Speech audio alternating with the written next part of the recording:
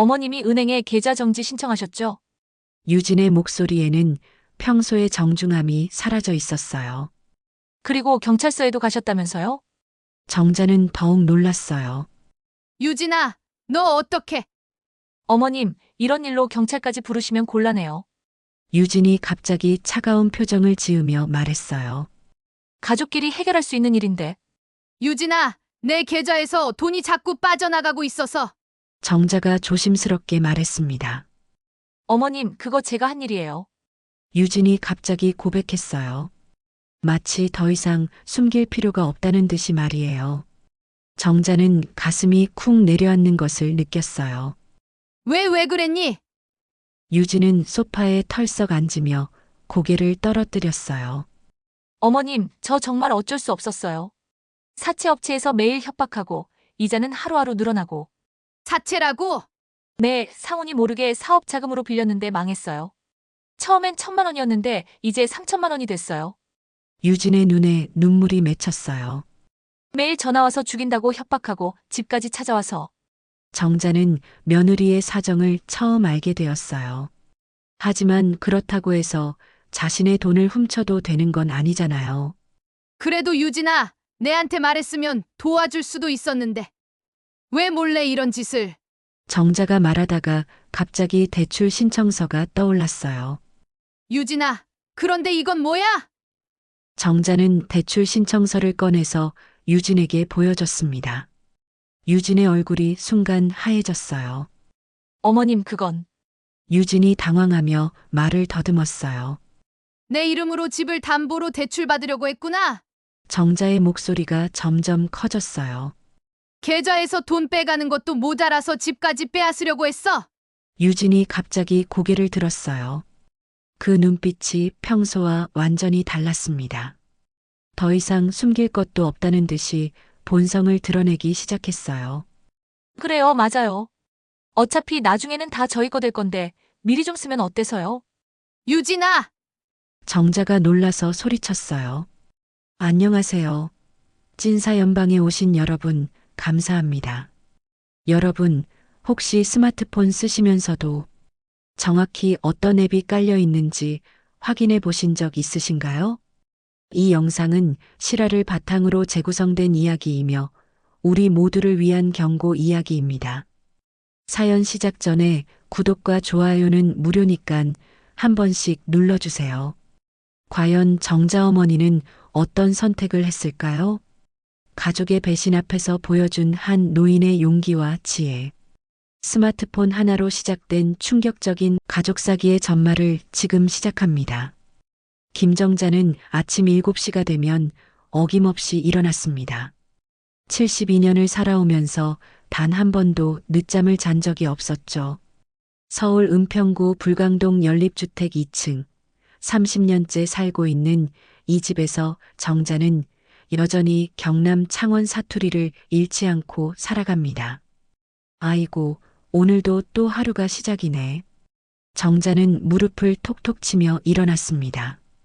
관절염 때문에 아침마다 뻣뻣한 몸을 풀어야 했거든요.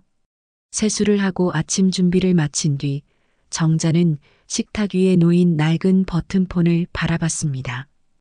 검은색 플라스틱 케이스에 흠집이 여기저기 나 있는 그 휴대폰은 벌써 8년째 쓰고 있는 것이었어요. 참, 요즘 애들은 다 그 스마트폰이라는 걸 쓴다던데. 정자는 혼잣말을 중얼거렸습니다. 며느리 유진이가 가끔 말하곤 했거든요.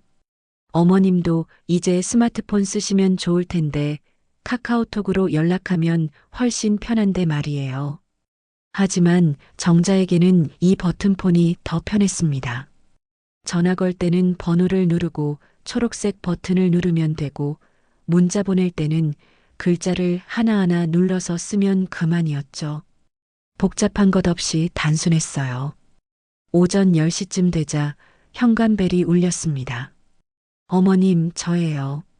며느리 유진의 목소리였어요. 정자는 얼른 문을 열어주었습니다. 어머님, 안녕하세요. 오늘 날씨 참 좋네요. 유진은 언제나처럼 정중하고 차분한 어조로 인사를 건넸습니다. 39살의 유진은 늘 단정한 옷차림에 말투도 깍듯했어요. 시어머니를 대할 때 특별히 예의를 지키려고 노력하는 며느리였죠. 그래, 유진아. 들어와. 차라도 한잔하자. 정자는 반가운 마음으로 며느리를 맞았습니다. 유진은 가방에서 뭔가를 꺼내더니 정자에게 내밀었어요.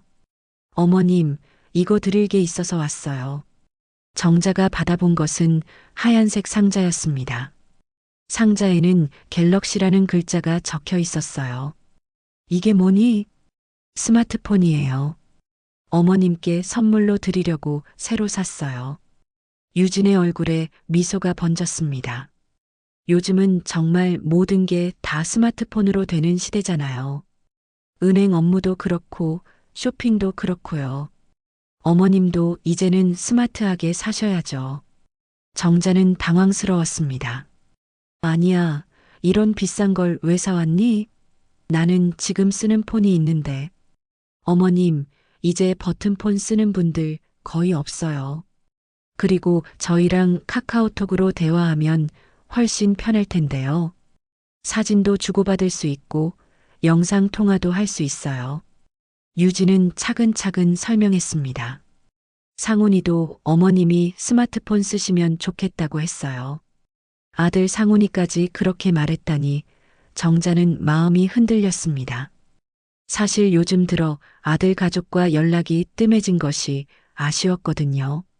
문자로는 길게 대화하기 어렵고 전화는 바쁜 아들에게 미안해서 자주 걸기도 망설여졌어요. 그래도 나 같은 늙은이가 이런 걸 어떻게 써? 괜찮아요, 어머님. 제가 다 설정해 드릴게요. 그리고 사용법도 천천히 알려드릴게요. 유진은 상자를 열면서 말했습니다. 어머님, 앉으세요. 제가 처음부터 끝까지 다 해드릴게요. 정자는 소파에 앉아서 유진이 스마트폰을 꺼내는 것을 바라봤습니다. 화면이 커다란 검은색 직사각형 모양의 기계였어요. 유진은 능숙하게 전원을 켜고 뭔가를 만지작거리기 시작했습니다. 어머님, 먼저 와이파이부터 연결할게요. 집 와이파이 비밀번호가 뭐예요? 정자는 고개를 저었습니다. 그런 건 모르겠다. 상훈이가 해놨는데. 아, 그럼 제가 찾아볼게요.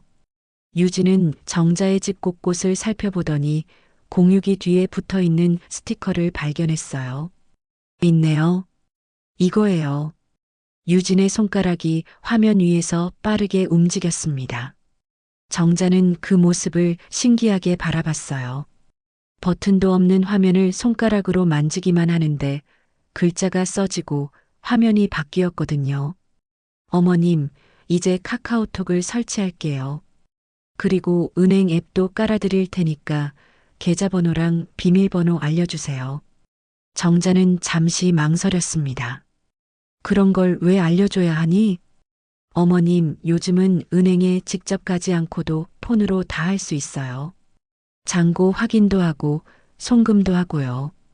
훨씬 편해요. 유진이 웃으며 설명했습니다. 저도 다 이렇게 써요. 은행 가서 줄 서는 것보다 폰으로 하는 게 빨라요.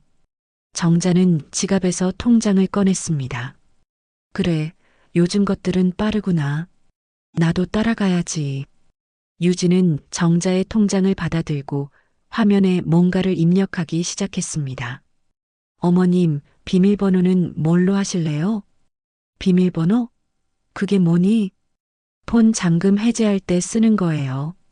보통 생일이나 기념일로 많이 해요. 유진이 친절하게 설명했습니다. 그럼 내 생일로 하자. 5531-237.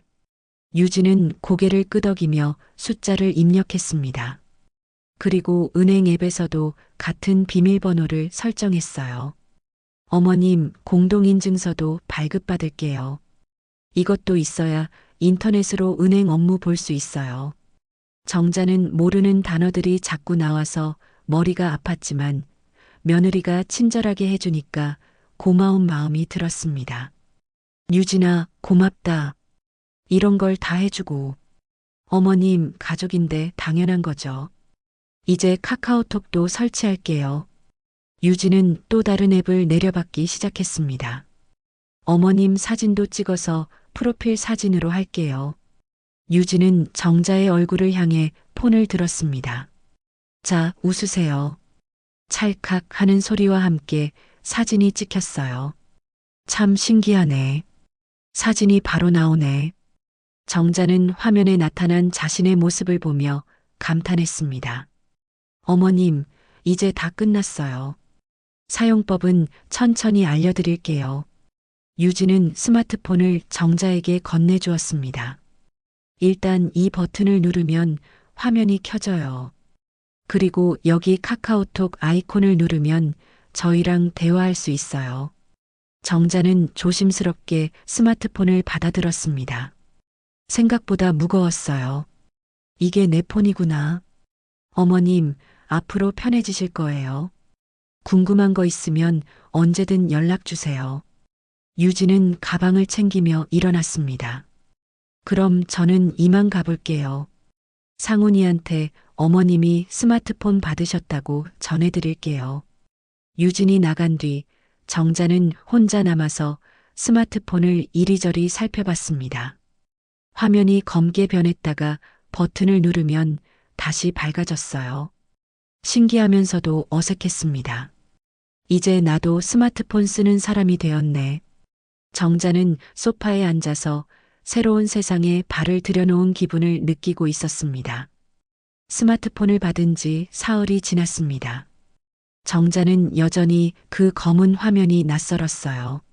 아침에 일어나면 먼저 버튼폰부터 확인하는 게 습관이었는데 이제는 식탁 위에 2개의 휴대폰이 나란히 놓여 있었습니다. 아이고, 이것 참. 정자는 스마트폰을 들어 올렸습니다. 유진이 알려준 대로 화면을 켜려고 했는데 어떤 버튼을 눌러야 하는지 헷갈렸어요. 옆면에 있는 버튼을 몇 번 눌러보니 화면이 밝아졌습니다. 화면에는 여러 가지 그림들이 있었어요. 유진이 말했던 카카오톡이라는 것도 보였습니다. 노란색 말풍선 모양의 그림이었죠. 정자는 조심스럽게 그것을 눌러봤습니다. 그런데 갑자기 삐삐삐 하는 소리와 함께 화면 위쪽에 뭔가가 나타났어요. 문자 메시지가 온 것 같았습니다. 정자는 그것을 눌러봤어요. 국외 결제 승인 안내 마이너스 아마존 코리아 49만 원이 결제되었습니다. 정자는 고개를 갸우뚱했습니다. 아마존이 뭐지? 나는 아무것도 산 적이 없는데. 하지만 요즘 스팸 문자가 워낙 많다고 들었거든요. 텔레비전 뉴스에서도 자주 나오잖아요. 사기꾼들이 이상한 문자를 보낸다고 말이에요. 또 사기꾼들이 장난치는구나. 정자는 문자를 지우려고 했지만 어떻게 지우는지 몰라서 그냥 뒤로 가기 버튼을 눌렀습니다. 다음 날 아침 또 문자가 왔어요. 이번에는 송금 완료 강민수님께 35만 원이 송금되었습니다라는 내용이었습니다. 정자는 또 한숨을 쉬었어요. 참, 요즘 사기꾼들이 이름까지 지어내서 문자를 보내는구나. 그 다음 날에도 비슷한 문자가 왔습니다. 자동이체 실행 마이너스 삼성카드 대금 28만 원이 이체되었습니다. 정자는 이제 화가 나기 시작했어요. 아니, 이런 문자를 왜 자꾸 보내는 거야? 정자는 평소대로 시장에 장을 보러 갔습니다. 생활비로 쓰던 체크카드를 꺼내서 계산을 하려고 했는데 카드 단말기에서 삐삐 소리가 났어요. 어머님, 잔액이 부족하시네요. 야채가게 사장이 미안한 표정으로 말했습니다. 응? 그럴 리가 없는데. 정자는 당황했어요. 분명히 지난주에 통장에서 생활비를 찾아서 넣어둔 계좌였거든요. 잠깐만 다시 해보세요. 하지만 결과는 같았습니다. 잔액 부족이라는 메시지만 계속 나왔어요. 정자는 할 수 없이 현금으로 계산을 했습니다. 집에 돌아와서 서랍에서 통장을 꺼내봤지만 마지막 거래 내역은 한 달 전이었어요. 이상하네. 분명히 돈이 있었는데. 정자는 고개를 저으며 스마트폰을 다시 들여다봤습니다. 그러고 보니 계속 오던 이상한 문자들이 떠올랐어요. 그날 저녁 유진이 상훈과 함께 저녁 인사차 들렀습니다. 어머님, 안녕하세요. 스마트폰은 잘 쓰고 계세요? 유진아, 그런데 이상한 문자가 자꾸 와. 정자는 스마트폰을 꺼내서 유진에게 보여줬습니다. 이것 봐. 내가 뭘 샀다느니, 누구한테 돈을 보냈다느니. 유진은 정자의 스마트폰을 받아서 문자들을 훑어봤습니다. 잠깐 사이에 유진의 표정이 굳어지는 것 같았지만 곧 웃음을 지으며 말했어요. 아, 이거 다 광고예요, 어머님. 요즘 스팸 문자가 정말 많거든요. 광고라고? 그런데 왜 이렇게 진짜같이 써놨어? 사기꾼들이 진짜 같아 보이게 만드는 거예요. 어머님, 이런 건 그냥 무시하시면 돼요. 유진은 화면을 빠르게 만지작거리더니 문자들을 삭제하기 시작했습니다. 자, 이렇게 지우시면 되는 거예요. 정자는 유진이 문자를 지우는 모습을 지켜봤습니다. 손가락이 화면 위에서 빠르게 움직이더니 문자들이 하나씩 사라졌어요. 그런데 유진아, 오늘 장을 보러 갔는데 카드에 돈이 없다고 하더라고. 유진은 잠깐 손을 멈췄습니다. 어머님, 혹시 다른 곳에서 돈을 쓰신 거 아니에요? 요즘 물가도 많이 올랐고. 아니야, 나는 평소와 똑같이 살았는데. 정자는 고개를 갸우뚱했어요. 어머님, 걱정 마세요. 제가 내일 은행에 같이 가서 확인해 볼게요. 유진은 다정한 목소리로 말했습니다. 아마 잔액 조회를 잘못 본 것 같아요. 상훈이 거실에서 소리쳤습니다. 엄마, 유진이 말이 맞을 거예요. 요즘 스팸 문자 정말 많이 와요. 저도 하루에 10개씩은 받는 것 같아요. 정자는 고개를 끄덕였습니다. 그래, 요즘 세상이 참 복잡해졌구나. 사기꾼들이 이런 것까지 하다니. 유진은 정자의 스마트폰을 돌려주며 말했어요. 어머님, 앞으로 이런 문자 오면 그냥 바로 지우세요. 절대 믿으시면 안 돼요. 알겠다, 유진아. 고맙다. 정자는 스마트폰을 받아서 다시 식탁 위에 놓았습니다. 그날 밤 정자는 잠이 오지 않았어요. 계속 카드 잔액 부족 이야기가 머릿속을 맴돌았거든요. 내일 유진과 함께 은행에 가면 분명해지겠지만 왠지 마음이 불안했습니다. 새벽에 한 번 더 화장실에 다녀오는 길에 식탁 위에 스마트폰을 보니까 또 알림이 와 있었어요. 정자는 조심스럽게 화면을 켜봤습니다. 해외 송금 완료 베트남 하노이 지점으로 67만 원이 송금되었습니다. 정자는 순간 등골이 서늘해졌어요. 베트남? 정자는 해외에 아는 사람도 없고 여행을 간 적도 없었거든요. 이게 정말 광고일까? 하지만 유진이 그렇게 말했으니까 그런 거겠지요. 정자는 다시 문자를 지우려고 했지만 방법을 몰라서 그냥 화면을 껐습니다. 내일 유진한테 물어보면 되겠지요. 하지만 잠자리에 누워서도 계속 찜찜한 기분이 들었어요. 뭔가 이상한 일이 일어나고 있는 것 같은데 정확히 뭔지 알 수가 없었거든요. 정자는 천장을 바라보며 긴 한숨을 쉬었습니다. 내가 너무 예민한 건가? 정자는 혼잣말을 중얼거리며 눈을 감았습니다. 하지만 마음 한편에서는 계속 불안한 마음이 자리 잡고 있었어요. 다음 날 오전 정자는 유진과 함께 은행에 가려고 했지만 유진에게서 급한 일이 생겼다며 연락이 왔어요. 어머님, 죄송해요. 회사에 급한 일이 생겨서 오늘 못 갈 것 같아요.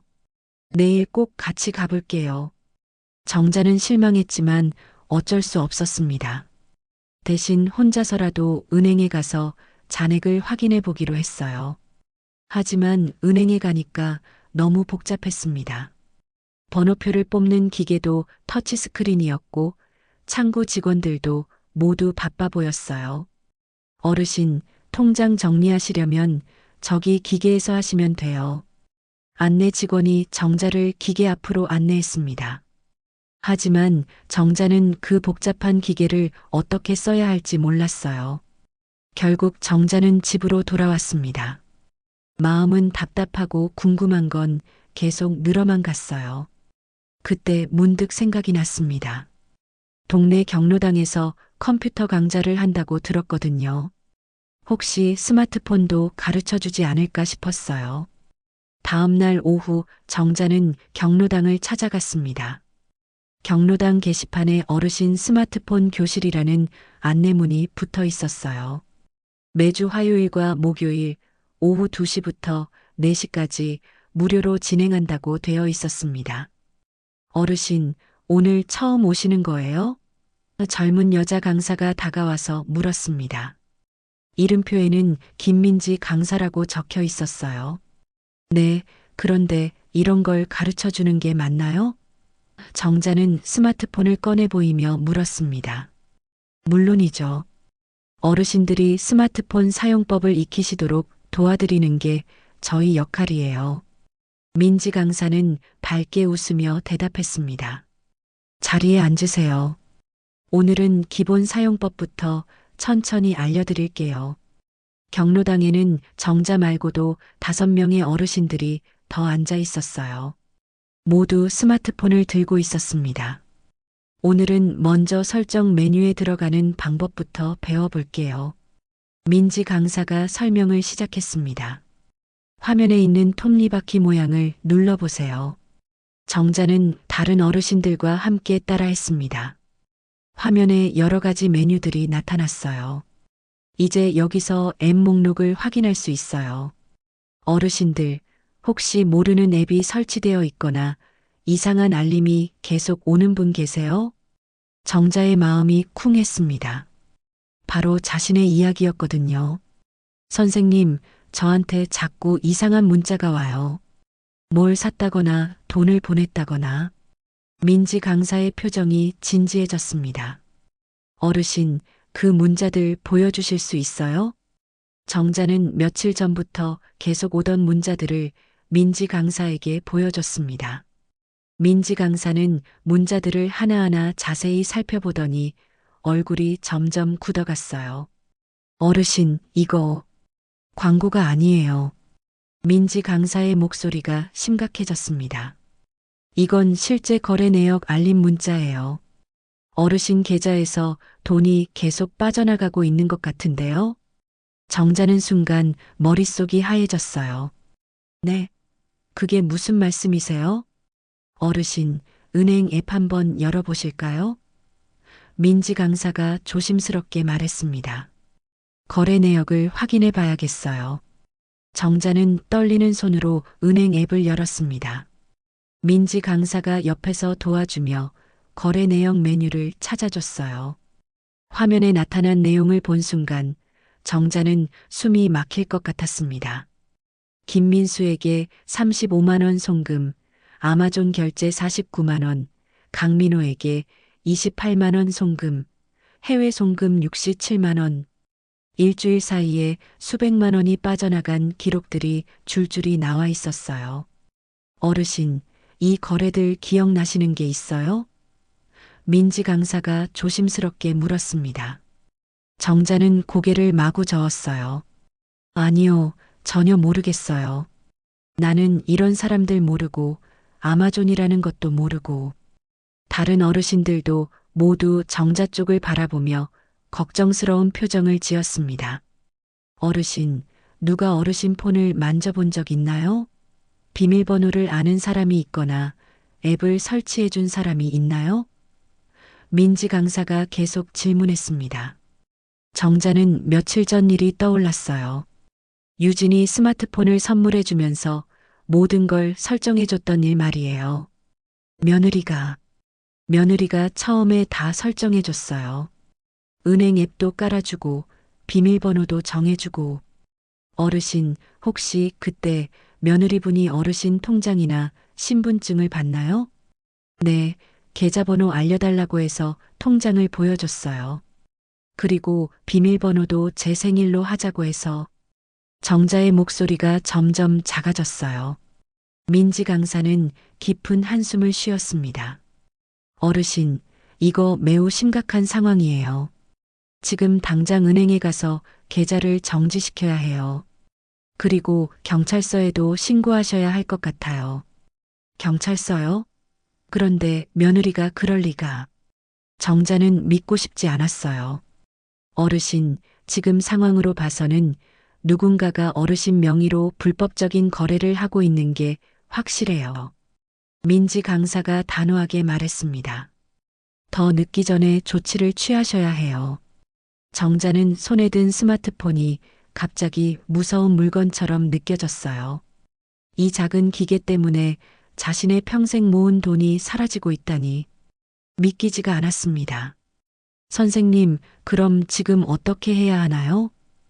정자의 목소리는 떨리고 있었어요. 일단 제가 어르신과 함께 은행에 가겠어요. 그리고 앱 비밀번호도 다 바꿔야 하고요. 민지 강사는 가방을 챙기며 일어났습니다. 다른 어르신들은 오늘 수업 여기서 마치고 다음 시간에 또 만나요. 정자는 민지 강사를 따라 경로당을 나서며 마음속으로 계속 되뇌었어요. 유진이가 그럴 리 없어. 그럴 리 없어. 하지만 머릿속으로는 이미 여러 가지 의심이 들기 시작했습니다. 스마트폰 화면 속에서 자신의 돈이 계속 사라지고 있다는 사실을 깨달은 순간 정자는 세상이 달라 보였어요. 믿었던 것들이 하나씩 무너져 내리는 기분이었습니다. 민지 강사와 함께 은행에 도착한 정자는 창구 직원에게 상황을 설명했습니다. 직원은 정자의 계좌 내역을 확인하더니 심각한 표정을 지었어요. 어르신, 일단 계좌부터 정지시켜 드릴게요. 그리고 경찰 신고도 하셔야 할 것 같습니다. 직원이 말했습니다. 추가 피해를 막으려면 지금 당장 조치를 취해야 해요. 그런데 이 거래들이 언제 어디서 이루어진 건지 알 수 있나요? 민지 강사가 물었습니다. 직원은 컴퓨터를 확인하더니 놀란 표정을 지었어요. 이상하네요. 모든 거래가 어르신 집 IP 주소에서 이루어졌어요. 그것도 어르신이 평소 주무시는 시간대에 말이죠. 정자는 깜짝 놀랐어요. 그게 무슨 뜻이에요? 어르신 집에서 밤늦은 시간에 누군가가 어르신 휴대폰으로 거래를 한 거예요. 직원이 설명했습니다. 새벽 2시, 새벽 3시. 이런 시간에 거래가 계속되었네요. 정자는 등골이 서늘해졌어요. 자신이 깊이 잠든 사이에 누군가가 자신의 돈을 빼내고 있었다니. 그런데 그 누군가가 자신의 집에 있었다는 뜻이잖아요. 어르신, 혹시 집 열쇠를 가지고 있는 사람이 있나요? 민지 강사가 조심스럽게 물었습니다. 정자는 머릿속이 복잡해졌어요. 집 열쇠를 가진 사람은 아들 상훈과 며느리 유진뿐이었거든요. 그런데 상훈이는 야근이 많아서 밤늦게 집에 올 이유가 없었고, 유진이는 가끔 청소하러 온다고 했는데, 며느리가 가끔 청소하러 온다고 했는데, 정자는 작은 목소리로 말했어요. 은행 직원이 더 자세한 내역을 확인해 보더니 추가로 충격적인 사실을 알려줬어요. 어르신, 그런데 여기 보시면 송금받은 계좌들이 모두 연결되어 있어요. 같은 명의자들끼리 돈을 돌리고 있는 형태네요. 그게 무슨 뜻이에요? 보통 이런 경우는 계획적인 범행일 가능성이 높아요. 추적을 피하려고 여러 계좌를 만들어서 돈을 돌리는 거죠. 직원의 설명을 들으니 정자는 더욱 충격을 받았어요. 은행을 나온 정자는 민지 강사와 함께 경찰서로 향했습니다. 경찰관은 정자의 이야기를 듣고 난 뒤 고개를 끄덕였어요. 요즘 이런 사건이 많이 늘고 있어요. 특히 가족 간의 금융사기가 심각한 문제죠. 경찰관이 말했습니다.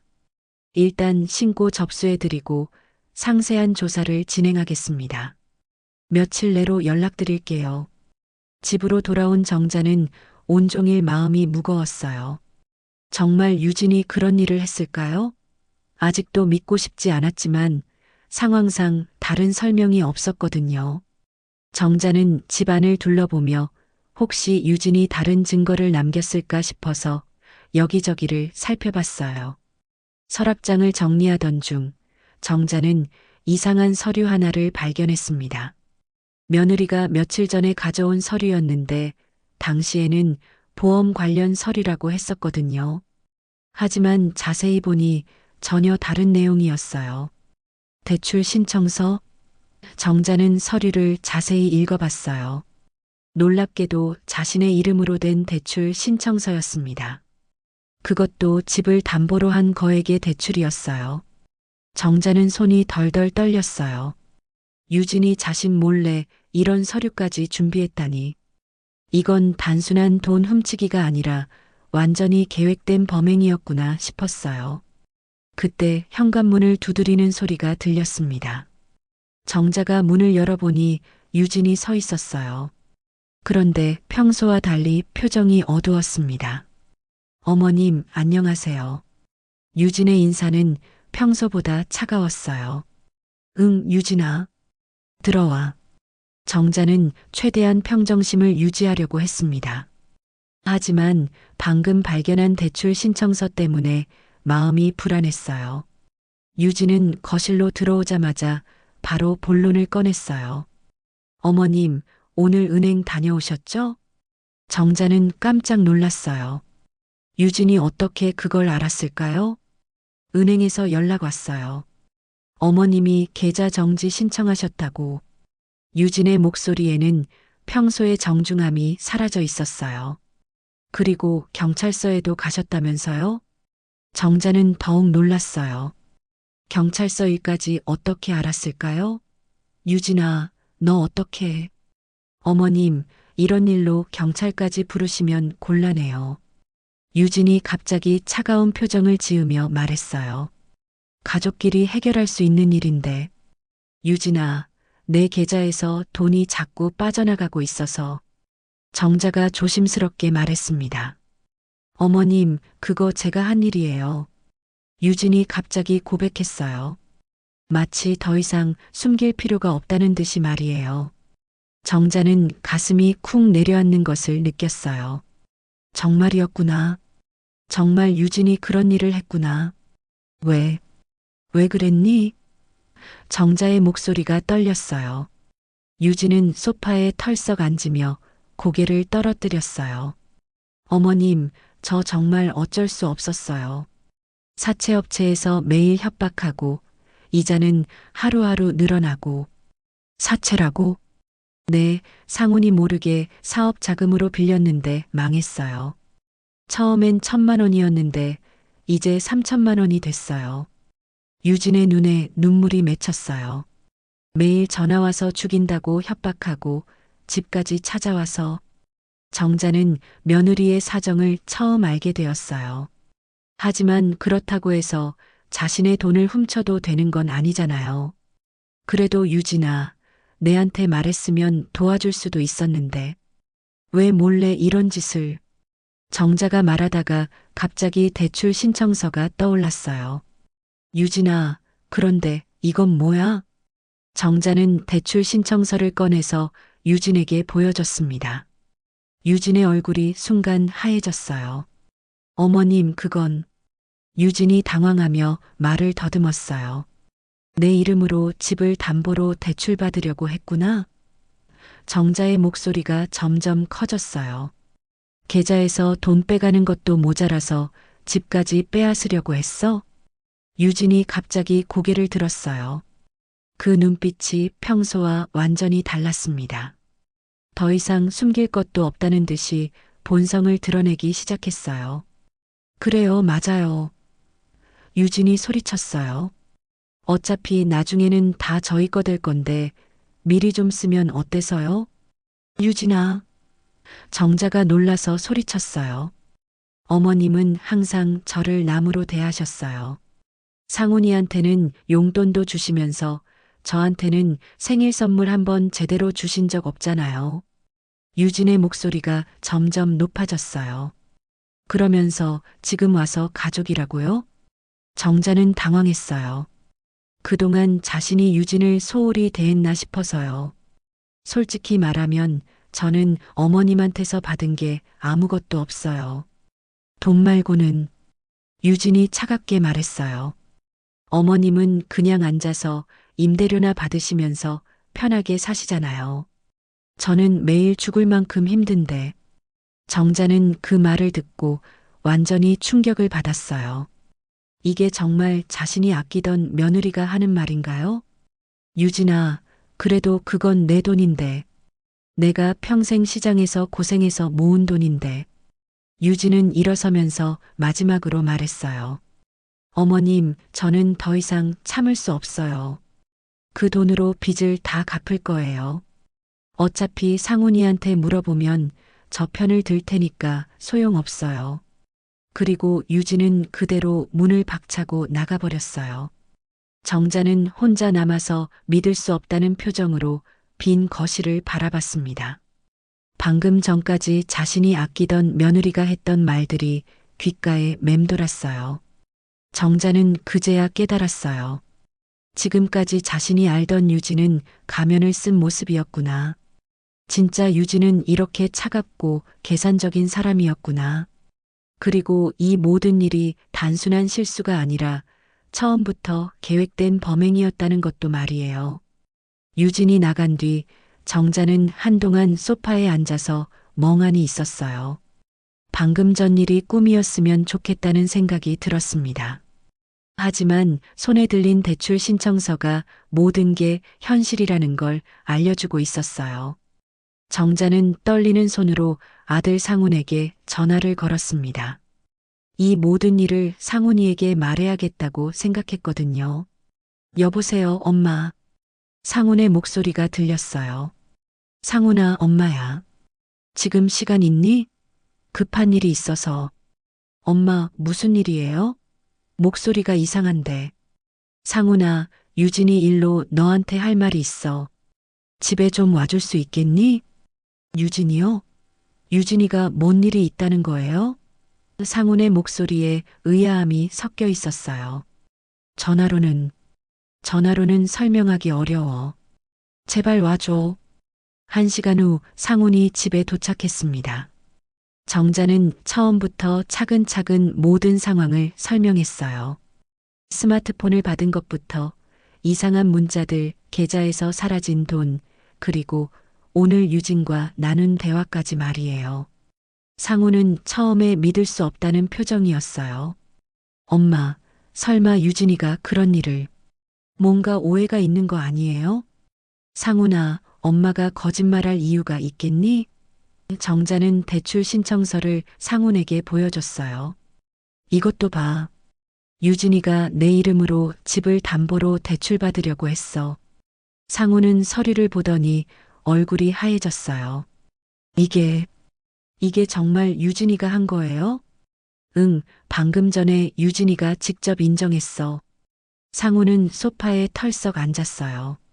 엄마, 그럼 유진이가 정말. 상훈의 목소리가 떨렸어요. 그때 현관문이 열리는 소리가 들렸어요. 유진이 들어오고 있었습니다. 유진은 거실에 앉아 있는 상훈을 보더니 잠깐 놀란 기색을 보였지만 곧 침착해졌어요. 여보, 왜 벌써 왔어? 오늘 늦는다고 했잖아. 유진이 평소처럼 자연스럽게 말했어요. 유진아. 상훈이 일어서며 말했어요. 엄마한테서 들었어. 내가 정말 그런 일을 했어? 유진의 표정이 순간 굳어졌어요. 여보, 어머님이 뭐라고 하셨는데? 유진아, 이제 와서 모른 척하지 마. 정자가 끼어들었어요. 방금 전에 내가 직접 다 인정했잖아. 유진은 잠깐 고민하더니 갑자기 울음을 터뜨렸어요. 여보, 미안해. 정말 미안해. 상훈은 당황했어요. 유진아, 왜 그런 일을. 여보, 나도 어쩔 수 없었어. 사채업체에서 계속 협박하고. 유진이 눈물을 흘리며 말했어요. 매일 전화와서 죽인다고 하고 집까지 찾아와서. 정말 무서웠어. 상훈의 표정이 복잡해졌어요. 사채? 유진아, 언제부터 그런 일이? 여보는 일 때문에 바빠서 말도 못하겠고, 어머님한테는 더더욱 말할 수 없고, 유진이 계속 울었어요. 그래서 혼자 해결하려고 했는데, 정자는 유진의 연기에 화가 났어요. 방금 전까지 자신에게 차갑게 대했던 사람이 아들 앞에서는 이렇게 다른 모습을 보이다니. 상훈아, 속지 마라. 유진이가 지금 연기하고 있는 거야. 정자가 말했어요. 엄마, 상훈이 소리쳤어요. 유진이가 이렇게 울고 있는데 왜 그런 말씀을? 상훈아, 방금 전에 유진이가 뭐라고 했는지 아니? 정자가 흥분하며 말했어요. 내한테서 받은 게 돈 말고는 아무것도 없다고 했어. 그리고 어차피 나중에는 다 너희 거라고. 유진이 갑자기 울음을 그쳤어요. 그리고 상훈을 바라보며 말했어요. 여보, 어머님이 너무 심하세요. 제가 힘들어서 실수한 거잖아요. 상훈은 어머니와 아내 사이에서 갈등했어요. 엄마, 유진이도 힘든 상황이었으니까. 상훈아. 정자가 울먹이며 외쳤어요. 내가 유진이 편만 들 거야? 엄마 말은 믿지도 않고? 엄마, 그게 아니라. 유진이가 사정이 있었으니까 이해해 주시면. 정자는 아들의 말을 듣고 가슴이 무너지는 것 같았어요. 자신이 평생 키우고 사랑했던 아들이 자신보다 며느리를 더 믿는다니. 상훈아, 내가 너한테 평생 거짓말한 적 있니? 정자의 목소리가 떨렸어요. 내가 평생 모은 돈을 유진이가 다 가져갔어. 그런데도 너는 유진이 편만 들 거야? 유진이 상훈의 팔을 잡으며 말했어요. 여보, 어머님이 너무 예민해지신 것 같아. 요즘 어르신들이 스마트폰 때문에 혼란스러워 하시잖아. 상훈은 유진의 말에 고개를 끄덕였어요. 유진이 말이 맞을 수도 있어요, 엄마.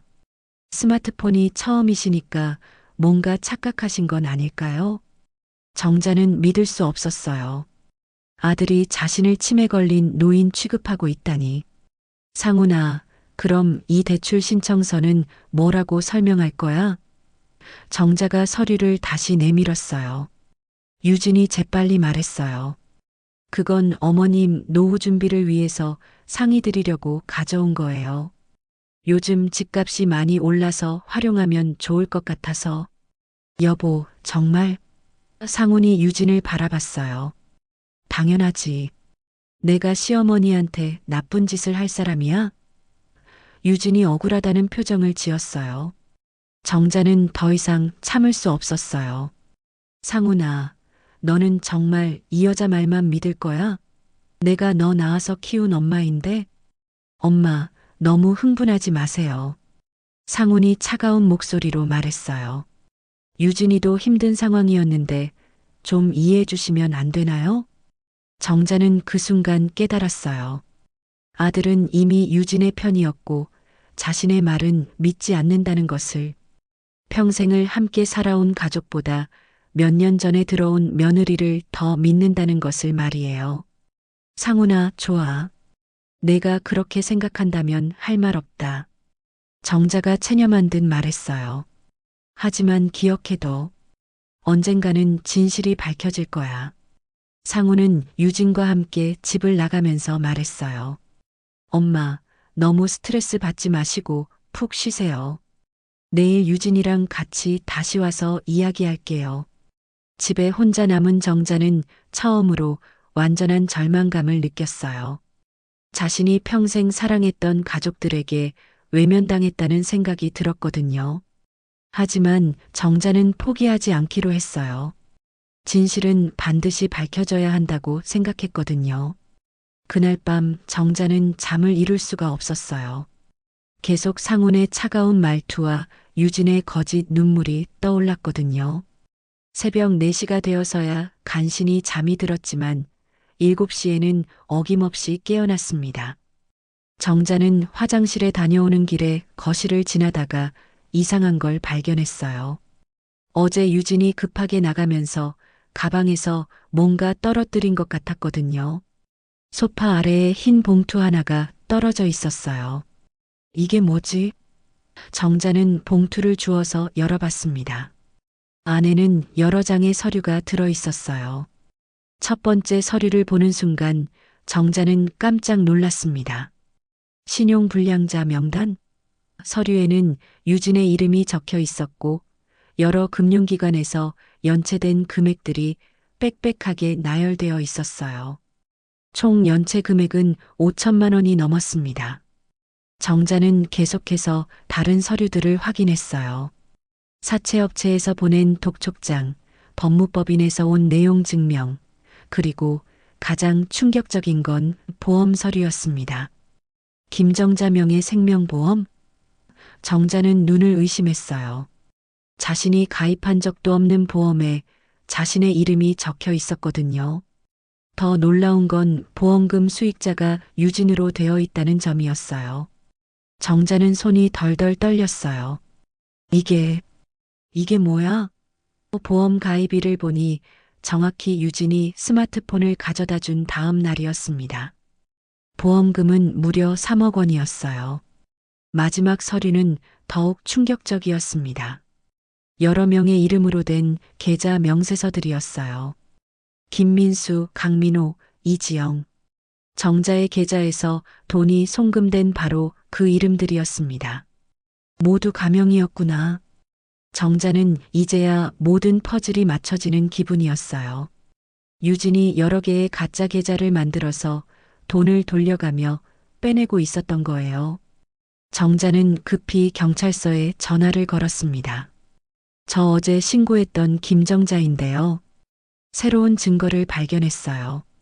어르신, 지금 오실 수 있으세요? 마침 담당 형사님이 계세요. 정자는 서류들을 모두 챙겨서 경찰서로 향했어요. 담당 형사는 서류들을 보더니 심각한 표정을 지었습니다. 어르신, 이거 매우 중요한 증거네요.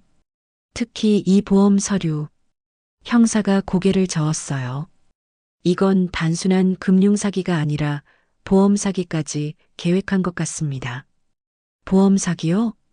네, 어르신 명의로 거액의 생명보험을 가입하고 수익자를 며느리로 해놓은 것 보세요.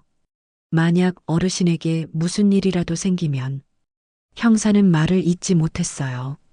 정자는 등골이 서늘해졌어요. 유진이 자신의 죽음까지 계산하고 있었다니. 그런데 어르신, 이 서류들을 어떻게 구하셨어요? 정자는 어제 상황을 설명했어요. 유진이 급하게 나가면서 떨어뜨린 것 같다고 말이에요. 아, 그렇다면 며느리분이 실수로 증거를 남긴 셈이네요. 형사가 말했어요. 이제 충분한 증거가 있으니까 바로 수사에 착수하겠습니다. 정자가 집으로 돌아오니 상훈이 유진과 함께 기다리고 있었어요. 어제 다시 와서 이야기하겠다고 했던 약속을 지킨 것 같았어요. 엄마, 어디 갔다 오세요? 상훈이 물었습니다. 응, 잠깐 나갔다 왔어. 정자는 대답했어요. 아직 경찰서에 간 이야기는 하고 싶지 않았거든요. 유진이 상냥한 표정을 지으며 말했어요. 어머님, 어제는 제가 너무 흥분해서 죄송했어요. 사실 요즘 스트레스를 많이 받아서. 정자는 유진의 연기를 보며 소름이 돋았어요. 어젯밤 발견한 서류들 때문에 유진이 얼마나 무서운 사람인지 알게 되었거든요. 유진아, 괜찮다.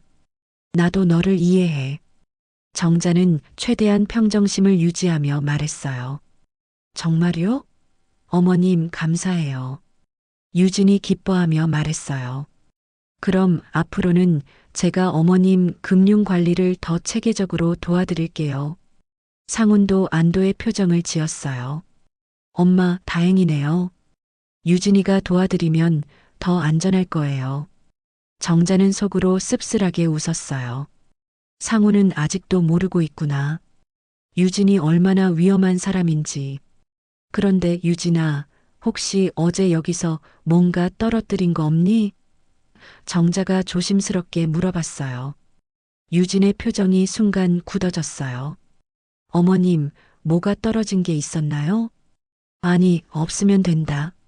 정자는 더 이상 말하지 않았어요. 유진이 자신의 실수를 눈치채지 못하게 하려고 했거든요. 하지만 유진은 뭔가 불안한 기색을 보였어요. 계속 거실을 둘러보며 혹시 빠뜨린 게 있나 확인하고 있었거든요. 어머님, 그럼 저희는 이만 가볼게요. 유진이 일어서며 말했어요. 내일 다시 와서 은행 업무 정리해 드릴게요. 상훈도 일어서며 말했어요. 엄마, 유진이가 도와드릴 테니까 걱정 마세요. 둘이 나간 뒤 정자는 혼자 앉아서 생각에 잠겼어요. 내일 유진이 올 때까지는 아무런 티를 내면 안 되겠다고 생각했거든요. 경찰 수사가 진행되는 동안에는 조심해야 했어요. 그날 저녁 정자는 경찰서에서 전화를 받았어요. 어르신, 내일 오전에 용의자 소환할 예정입니다. 어르신도 참고인으로 출석해 주세요. 네, 알겠습니다. 정자는 드디어 진실이 밝혀질 때가 왔다고 생각했어요. 하지만 한편으로는 걱정도 되었어요. 상훈이 이 모든 사실을 알게 되면 얼마나 충격을 받을까 싶어서요. 그래도 진실은 밝혀져야 한다고 생각했습니다. 정자는 그날 밤 오랜만에 편안하게 잠들 수 있었어요. 드디어 이 악몽 같은 일이 끝날 것 같았거든요. 내일이면 모든 게 해결될 거라는 희망을 품고 말이에요. 하지만 정자는 아직 모르고 있었어요. 유진이 마지막 발악을 준비하고 있다는 것을. 다음 날 아침 9시 정자는 경찰서로 향하기 위해 준비하고 있었어요. 그런데 집 앞에 검은색 승용차 한 대가 서 있는 게 보였습니다. 차에서 내린 사람은 유진이었어요. 평소보다 훨씬 일찍 온 것 같았어요. 어머님, 안녕하세요. 유진이 다가오며 말했어요. 그런데 표정이 어딘가 이상했습니다. 평소의 밝은 미소가 아니라 굳어진 얼굴이었어요. 유진아, 왜 이렇게 일찍 왔니? 정자가 물었습니다. 어머님, 급한 일이 있어서요. 은행에서 연락이 왔어요. 유진의 목소리가 떨리고 있었어요. 계좌 문제로 당장 처리해야 할 게 있다고 하네요. 정자는 뭔가 이상하다고 느꼈어요. 유진의 행동이 평소와 달랐거든요. 계속 주변을 둘러보고 있고 손도 자꾸 떨리고 있었어요. 유진아, 괜찮니? 얼굴이 안 좋아 보이는데. 네, 괜찮아요. 그런데 어머님, 혹시 어제 경찰서에 다녀오신 거 아니에요? 유진이 갑자기 직설적으로 물었어요. 정자는 깜짝 놀랐어요. 유진이 어떻게 그걸 알았을까요? 왜 그런 걸 물어보니? 경찰서에서 연락이 왔어요. 오늘 오전에 출석하라고. 유진의 목소리가 점점 작아졌어요. 어머님이 저를 신고하신 거죠? 정자는 이제 더 이상 숨길 필요가 없다고 생각했어요. 그래, 유진아. 나는 진실을 알아야겠더라. 유진의 얼굴이 완전히 굳어졌어요. 어머님, 왜 그러세요? 가족끼리 이런 일까지. 가족? 정자가 목소리를 높였어요. 가족이라면 내 돈을 훔치고 내 명의로 보험까지 가입해?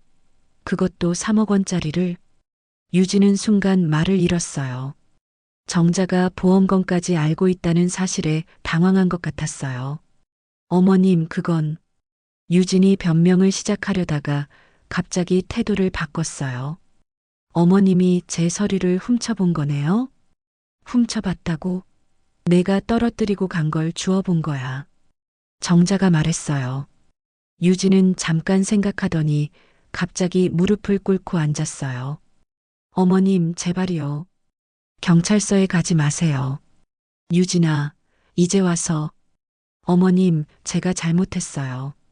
정말 잘못했어요. 유진이 울기 시작했어요. 하지만 제가 감옥에 가면 상훈이는 어떻게 해요? 상훈이 인생이 망가져요. 정자는 유진의 말에 마음이 흔들렸어요. 아들 상훈을 생각하니까 말이에요. 유진아, 그래도 내가 한 일은 어머님, 제가 다 갚을게요. 시간만 주시면 꼭 다 갚을게요.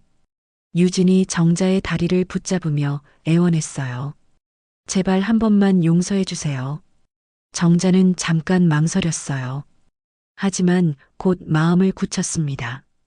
유진아, 미안하다. 이미 늦었어. 그 순간 유진의 표정이 완전히 바뀌었어요. 슬픔과 애원의 표정이 사라지고 차가운 분노의 표정으로 변했습니다. 어머님, 정말 끝까지 가시는 거예요? 유진이 일어서며 말했어요. 유진아, 너는 선택할 기회가 있었어. 하지만 너는 계속 거짓말만 했잖아. 유진은 갑자기 웃기 시작했어요. 소름 끼치는 웃음이었어요. 어머님, 그럼 저도 할 말이 있어요. 뭔 소리야? 상훈이한테 말할 거예요. 어머님이 저를 모함하고 있다고. 어머님이 치매 초기 증상이 있어서 헛소리하고 있다고요.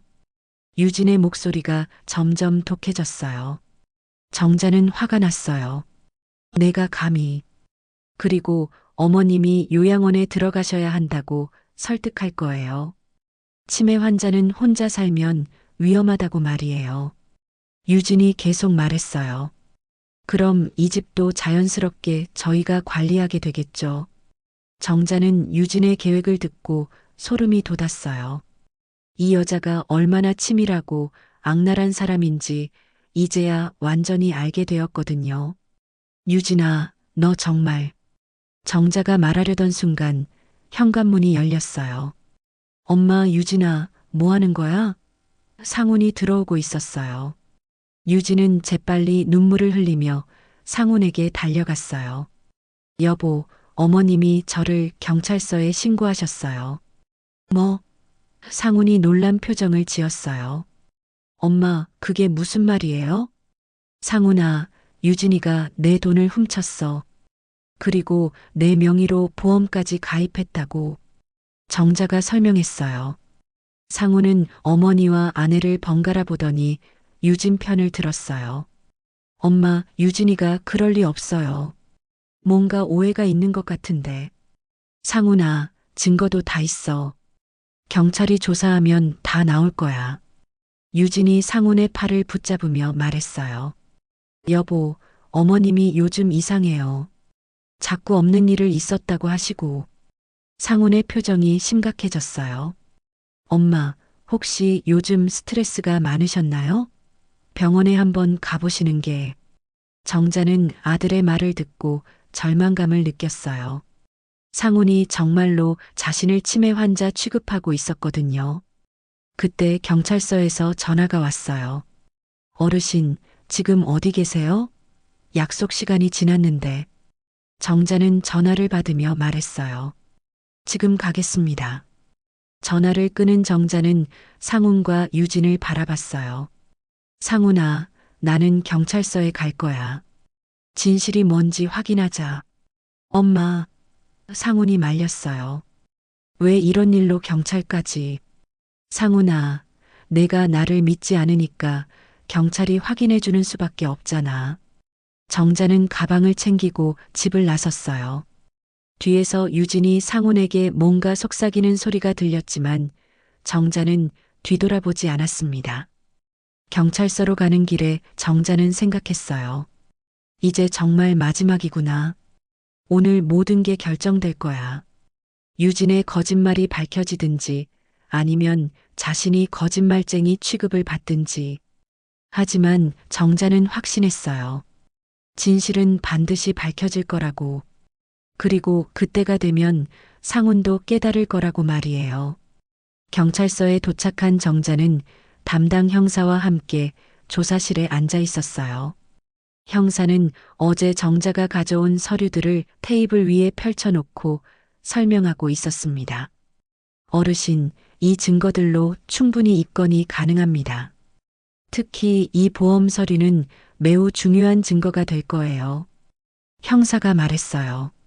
그때 조사실 문이 열리며 유진이 들어왔어요. 유진의 얼굴은 창백했지만 여전히 침착해 보였습니다. 뒤따라 상훈도 함께 들어왔어요. 어머님, 왜 이런 일까지? 상훈이 안타까운 표정으로 말했어요. 형사가 유진에게 말했습니다. 서유진 씨 앉으세요. 몇 가지 질문을 드리겠습니다. 유진은 의자에 앉으며 당당하게 말했어요. 형사님, 저는 아무 잘못이 없어요. 시어머니가 오해하고 계신 거예요. 그럼 이 서류들에 대해 설명해 주시겠어요? 형사가 보험 가입 서류를 보여줬어요. 유진은 잠깐 당황했지만 곧 침착하게 대답했어요. 그건 시어머니 노후 준비를 위해서 상의 드리려고 준비한 거예요. 아직 가입하지도 않았고요. 하지만 여기 보시면 이미 가입 처리가 되어 있는데요. 형사가 지적했어요. 유진의 얼굴이 순간 굳어졌어요. 그건 실수였어요. 형사는 다른 서류도 하나씩 보여주었어요. 그럼 이 가명 계좌들은 어떻게 설명하시겠어요? 김민수, 강민호, 이지영. 모두 서유진 씨가 만든 계좌죠? 아니에요. 저는 그런 계좌 만든 적 없어요. 유진이 부인했어요. 그때 형사가 컴퓨터를 켜더니 화면을 보여줬어요. 서유진 씨, 이건 은행 CCTV 영상입니다. 이 날짜에 서유진 씨가 이 계좌들을 개설하는 모습이 다 나와 있어요. 화면에는 유진이 은행에서 여러 개의 계좌를 만드는 모습이 선명하게 나와 있었어요. 유진은 그 영상을 보고 완전히 말을 잃었습니다. 상훈도 그 영상을 보고 충격에 빠졌어요. 유진아, 이게 정말 너야? 유진은 한참 동안 말을 못하다가 갑자기 울음을 터뜨렸어요. 죄송해요. 정말 죄송해요. 유진아. 상훈이 믿을 수 없다는 표정으로 외쳤어요. 형사가 계속 질문했어요. 서유진 씨, 김정자 어르신 명의로 총 얼마를 인출했나요? 800만 원 정도요. 유진이 작은 목소리로 대답했어요. 정자는 깜짝 놀랐어요. 800만 원? 내 계좌에는 3천만 원이 있었는데? 유진이 고개를 들더니 정자를 바라봤어요. 어머님, 나머지는 아직 안 썼어요. 다른 계좌에 그대로 있어요. 형사가 확인해 보더니 고개를 끄덕였어요. 맞습니다. 여러 계좌에 분산해서 보관되어 있네요. 대부분 회수가 가능할 것 같습니다. 상우는 의자에 털썩 앉으며 머리를 감싸 안았어요. 유진아, 왜 이런 짓을? 여보, 미안해. 정말 미안해. 유진이 상훈에게 매달렸어요. 사채 때문에 너무 급했어. 다른 방법이 없었어. 형사가 엄숙하게 말했어요. 서유진 씨 상습 사기 및 명예 도용, 그리고 보험 사기 미수 혐의로 체포하겠습니다. 잠깐만요. 상훈이 일어서며 말했어요. 형사님, 유진이가 진심으로 반성하고 있어요. 그리고 돈도 대부분 그대로 있고 선처 좀 부탁드립니다. 정자는 상훈을 바라봤어요. 이 순간까지도 아들은 유진을 감싸려고 하고 있었거든요. 형사가 정자에게 물었어요. 어르신, 어떻게 하시겠어요? 합의를 원하시나요? 정자는 유진을 바라봤어요. 유진은 눈물을 흘리며 정자를 바라보고 있었습니다. 그 눈에는 진짜 후회가 담겨 있는 것 같았어요. 어머님, 정말 죄송해요. 제가 너무 잘못했어요. 유진이 떨리는 목소리로 말했어요. 정자는 오랫동안 유진을 바라봤어요. 그리고 마음속으로 생각했습니다. 이 여자는 분명 잘못을 했어.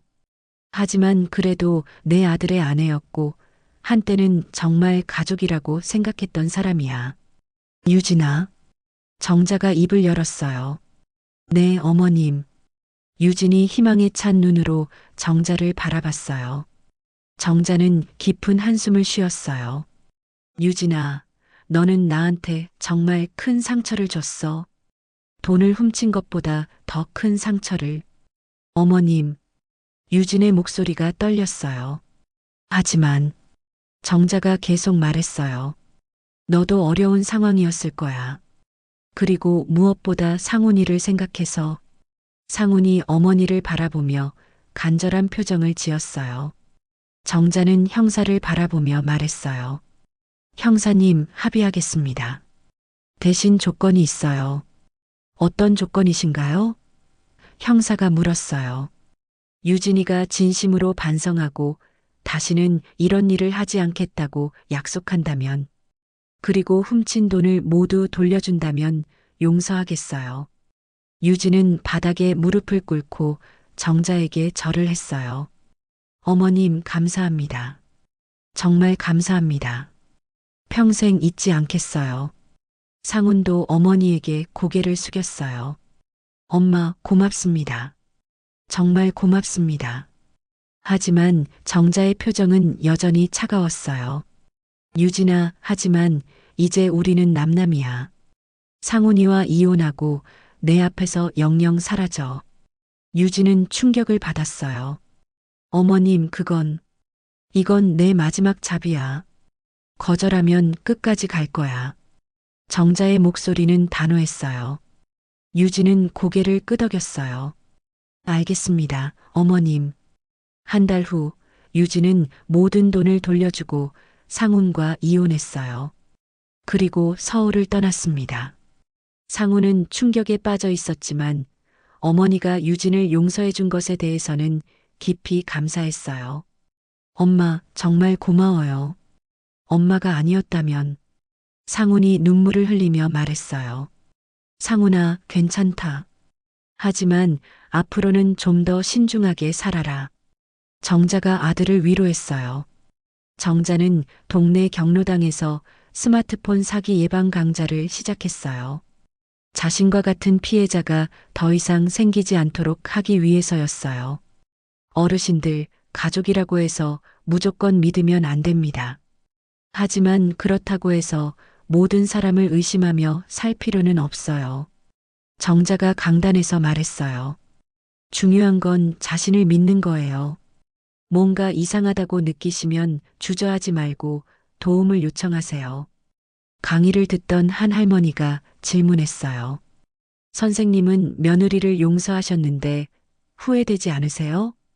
정자는 잠깐 생각하더니 대답했어요. 용서는 상대방을 위한 게 아니에요. 자신을 위한 거죠. 미움을 계속 품고 있으면 결국 자신이 힘들어져요. 하지만 용서한다고 해서 잊는 건 아니에요. 교훈으로 삼는 거죠. 강의가 끝난 후 정자는 혼자 집으로 걸어갔어요. 예전보다 훨씬 가벼운 발걸음이었습니다. 힘든 일을 겪었지만 그 과정에서 자신이 더 현명해졌다는 걸 느꼈거든요. 집에 도착한 정자는 식탁 위에 놓인 스마트폰을 바라봤어요. 경찰 조사 후 돌려받은 것이었지만 정자는 이제 그것을 두려워하지 않았어요. 대신 옆에 놓인 오래된 버튼폰을 들어 올렸습니다. 그래도 이게 나한테는 더 편하네. 정자는 미소를 지으며 혼잣말했어요. 창밖으로 노을이 지고 있었어요. 정자는 창가에 서서 그 노을을 바라봤습니다. 비록 혼자지만 더 이상 외롭지 않았어요. 자신을 믿고 자신의 판단을 신뢰할 수 있게 되었거든요. 그리고 무엇보다 진정한 용서의 의미를 깨달았어요. 믿음은 가장 가까운 사람에게서 무너집니다. 하지만 경계심은 가장 가까운 사람에게서부터 시작되어야 합니다. 내 노후를 지키는 건 결국 나 자신뿐입니다. 여러분이라면 정자 할머니 입장에서 어떻게 하셨을까요? 며느리를 끝까지 처벌했을까요? 아니면 용서를 선택했을까요? 그리고 상훈이처럼 가족과 배우자 사이에서 갈등할 때 어느 편을 들겠습니까? 댓글로 여러분의 생각을 들려주세요. 이런 현실적인 이야기가 도움이 되셨다면 좋아요 버튼을 눌러주시고 더 많은 감동적인 이야기를 보고 싶으시다면 구독과 알림 설정도 부탁드려요. 끝까지 함께 해주셔서 고맙습니다. 당신의 하루가 오늘도 안전하고 행복하길 바랍니다. 다음 이야기에서 다시 만나요.